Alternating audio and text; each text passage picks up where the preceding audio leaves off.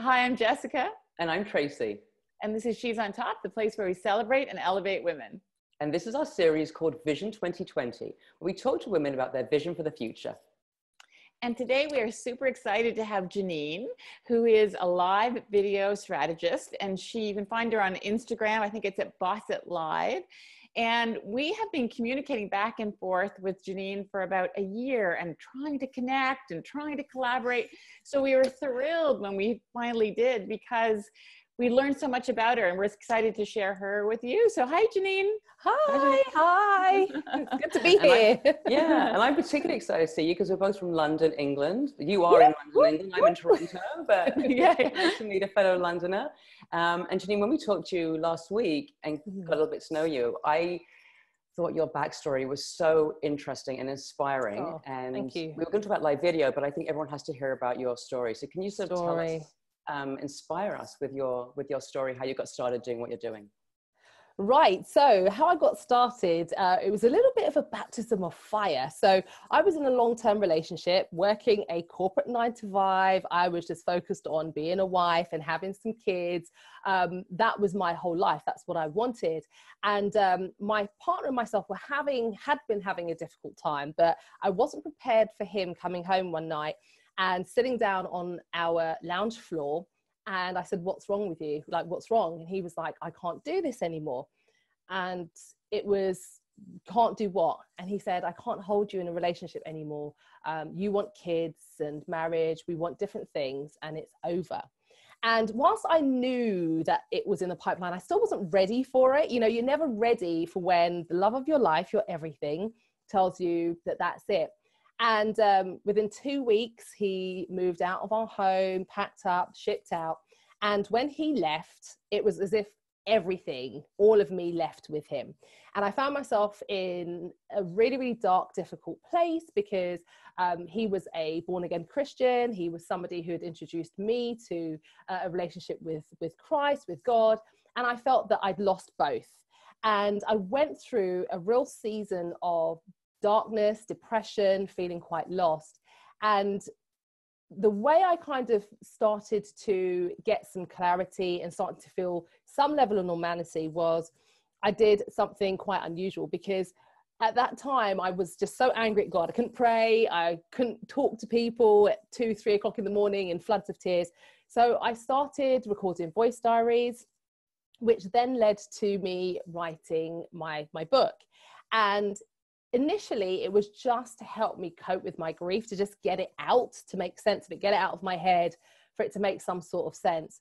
And I found that as I was doing these voice diaries, just talking into my mobile phone, there was something quite freeing in that. And round about that time, a friend of mine was doing a conference called Nothing is Impossible for Women. And she was a self-published author. She'd written her own book. And she encouraged me to attend the seminar. I told her that I was doing these voice diaries, and she encouraged me to do something with it. So I began typing it out and developed some real freeness with that. And alongside that, I also started documenting my journey on Instagram by uploading selfies and just kind of having what I thought was an inspirational message for other people. And so it was writing the book, I was doing the Instagram, and what then happened was that I published my book, ended up publishing my book, writing, publishing it. And I then went on to discover something that has become my business, which is live streaming.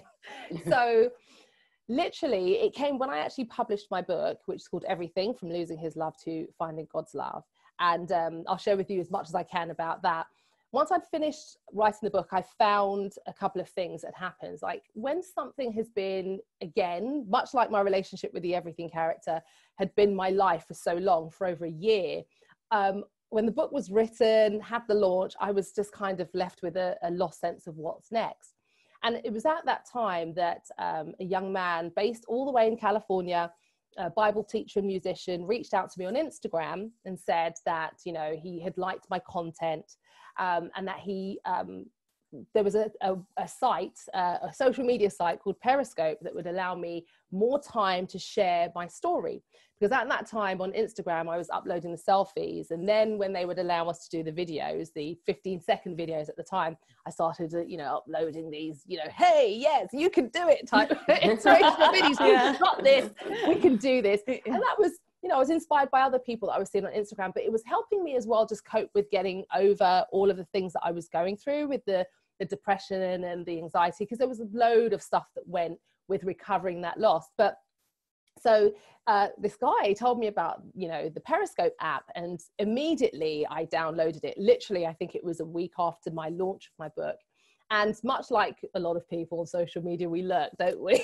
Because I was looking at a lot of people's content, but I was just like, wow, this is amazing. The ability to kind of connect with people the world over and talk to people and share your story.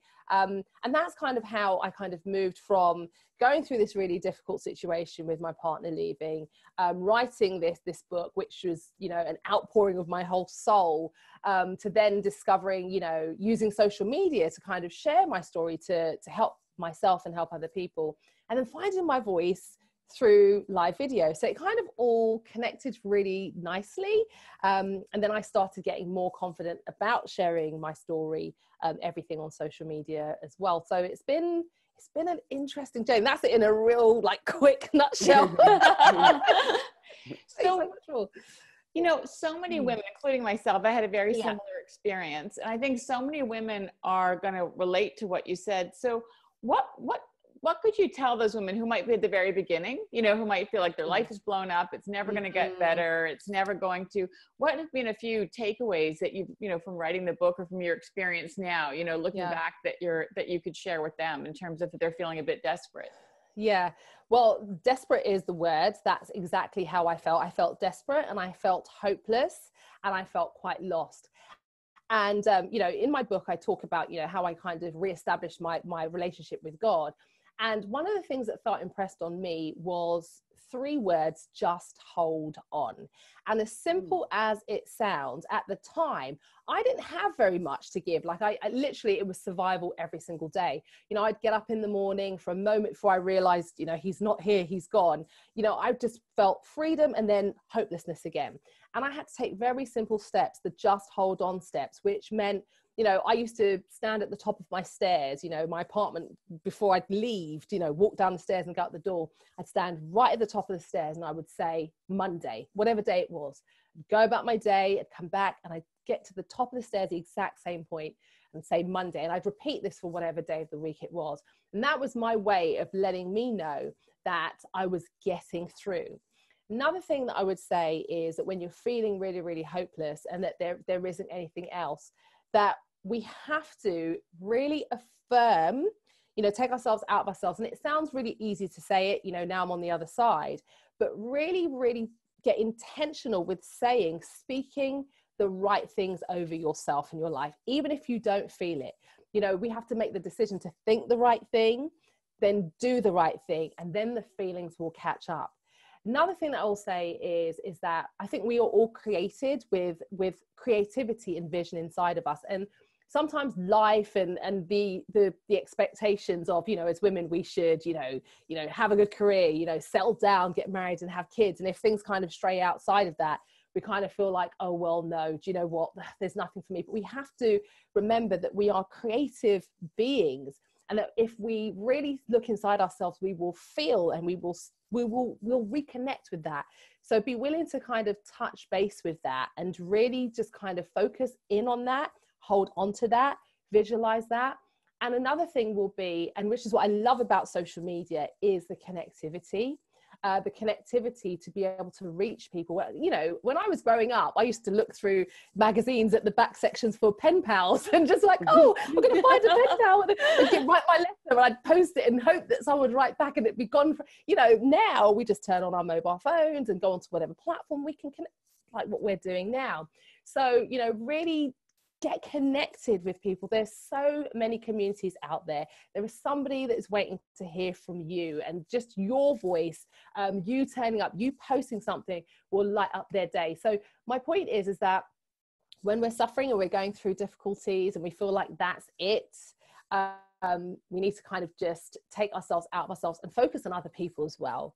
I think for me, one of the things that kept me going at the beginning, I've written about it in my book, was a friend who was also going through a very difficult time, and we were going to church together, and our pastor at the time encouraged me to, you know, meet with her every Sunday and sit with her and read with her. He gave us like a book called Freedom in Christ, and we would sit and have coffee together and just kind of go through that. And it was impressed on my heart that part of my purpose was to support other women.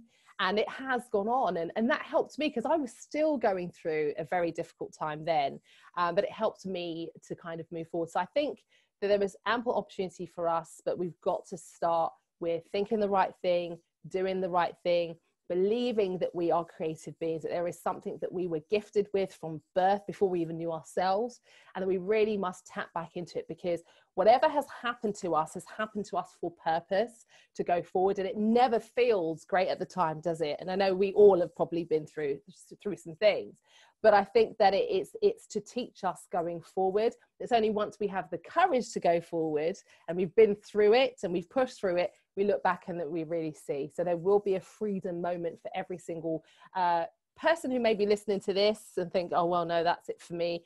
You know, I was on the brink of, you know, depression. I remember sitting on my floor in the dark at home saying, you know, Lord, if you're done, if you're finished with me, I'm ready, you know. And I you know, I don't believe in suicide or anything like that, but I was so depressed that I believed that that was it. And now I can just see, my goodness, it was for such purpose. And I'm just so grateful for it. I mean, I still have days where I just feel like, you know, throwing my laptop against the wall when things aren't going right in business. It's like, why is my email software not working today? It's the heartbreak, it's why. But, you know, hey ho, here we are. And even this, I mean, I just think this is absolutely amazing how we've been able to connect. You know, had the things not happened to me then, would I be here now, you know, met with yourselves and having this great opportunity to then also connect with your community and whoever else, you know, reaches, and yourselves connecting with my community. So it's a powerful thing. It really is. Loss is extremely powerful, you know. Yeah, it really, really is. I experienced loss in my life, and I know that I've always it's been very dark at moments, but then you get through it. Everything you say is so fantastic. I have like a million more questions for you, and I know we're running out of time because we want to keep this to a, you know, decent length, and then we can have you back again. But I just want to say that you're so inspirational. I love what you talk about, and I actually really want to learn more about live video. So can we connect with you again and then talk about live video, because I'm sure everyone out there would love to learn about it and share their stories too, right, Jess? Is there anything else you want to? Totally. And can you please, do you have your book so we can see it? Yeah. Yes, this is my book. It's called Everything. I'm trying to do it so the ring light doesn't, you know, doesn't can you see it? Okay, I'm trying to do it. It's called Everything from Losing His Love to Finding God's Love, which is on a lot of most online retailers like, you know, Amazon, Waterstones, Barnes and Noble. So it's my true story. And yes, it's very real and very raw, but it's a beautiful, beautiful story. And it's me on the cover as well. That's another story in itself. Yeah, it is. Well, we'll put the link to your book and your website. And sorry, Jess, go ahead. No, and I was going to say, I really love your story because, you know, so many inspiring stories start with the dark night of the soul. And so that's why I wanted to share yours, because we have both had ours as well. And I love that, you know, everybody has their own, you know, whether it's God or the universe or a therapist or whatever it is. It's like, I love connecting with a higher source, the more of you, whatever. So I think your story is beautiful, and we're super grateful that you shared it with us. Thank you. Thank you so much, Janine. Thank you. Thank you. Bye. Bye. Bye.